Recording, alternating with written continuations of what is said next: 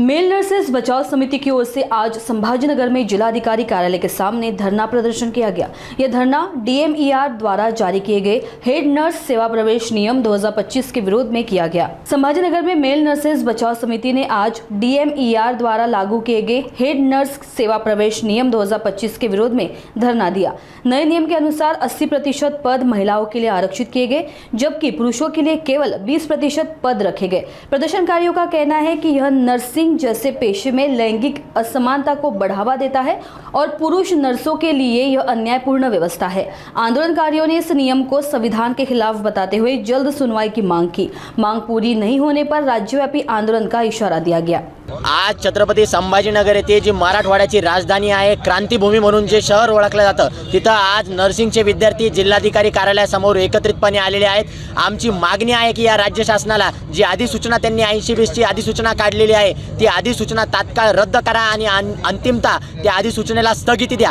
कारण की आपण एकीकडे बघतो, भारत देश हा संविधानाचा देश आहे। या देशामध्ये स्त्री पुरुष समानता असली पाहिजे आणि या स्त्री पुरुष समानता असताना महाराष्ट्र सरकार या ठिकाणी 80% महिला आणि 20% पुरुषांना अशा स्वरूपात त्या ठिकाणी DMER सरळ सेवा भरतीचे जागा काढतंय। या सरकारला आमचा इशारा आहे आमचा की जो विद्यार्थी शिक्षणाच्या वयामध्ये म्हणजे पढाईच्या वेळेस त्याला लढाई करावी लागते, अत्यंत निंदनीय बाब आहे। याचा आम्ही निषेध करतो आणि शासनाला आमचा इशारा आहे। आज छत्रपती संभाजीनगरमधून या धरणे आंदोलनाला सुरुवात झालेली आहे आणि आज आम्ही इथं कटोरा घेऊन बसलेलो आहोत। यामध्ये विद्यार्थी पैसे जमा करतायत आणि हे पैसे आम्ही या शासनाला भेट देणार आहोत। कारण की त्यांनी आमच्या ॲडमिशन करता वेळेस नर्सिंगच्या विद्यार्थ्यांची ॲडमिशन करताना त्या ठिकाणी पैसे लुटले, परंतु नोकरी देताना शासनाची देण्याची दानत राहिलेली नाही, नैतिकता या शासनामध्ये राहिलेली नाही। याचा निषेध आम्ही करतोय आणि येणाऱ्या काळामध्ये जर शासनाने ही अधिसूचना रद्द केली नाही तर आम्ही त्या ठिकाणी मंत्रालयासमोर येऊन त्या ठिकाणी मुख्यमंत्री, उपमुख्यमंत्री, वैद्यकीय शिक्षण मंत्री यांना जाब विचारू आणि अधिसूचना रद्द करण्यासाठी त्यांना भाग पाडू।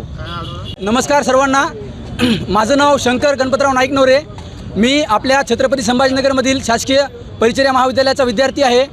मित्रांनो, 10 जूनला जे काही महाराष्ट्र सरकारनं DMERच्या संदर्भामध्ये जी काही एक अधिसूचना काढली, त्या अधिसूचनेमध्ये असं सांगण्यात आलेलं आहे की आता DMERच्या भरतीमध्ये 80% ह्या जागा ह्या फिमेलला रिझर्व करण्यात येतील आणि 20% जागा फक्त मुलांना त्या ठिकाणी देण्यात येतील। तर हा जो काही एक नियम त्या ठिकाणी महाराष्ट्र सरकारने लागू केलेला आहे, हा मुलांचं भवितव्य उद्ध्वस्त करणारा नियम आहे। ज्या मुलांनी 4 वर्ष शिकून, ज्या मुलांनी प्रायव्हेट कॉलेजेसची एवढी महागडी फीस भरून नर्सिंग केलं आहे आणि नर्सिंग केल्यानंतर जॉब देण्यामध्ये जर तुम्ही असं 80-20-90 हजार लावत असतील तर तुम्ही त्या विद्यार्थ्यांचं भविष्य खऱ्या अर्थानं उद्ध्वस्त करत आहात।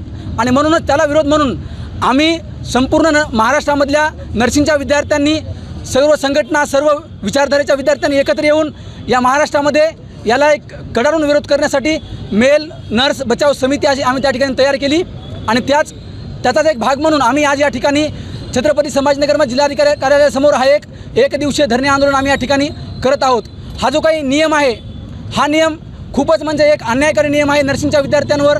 कारण त्या 20% पुन्हा कॅटेगरी वाईज डिव्हिजन आणि पुन्हा त्याच्यामध्ये सगळ्या गोष्टी येऊन मुलांना फारच कमी जागा उरत आहेत। अशा प्रकारचा जो नियम आहे हा बाकीच्या कुठल्याच प्रोफेशनमध्ये नाही।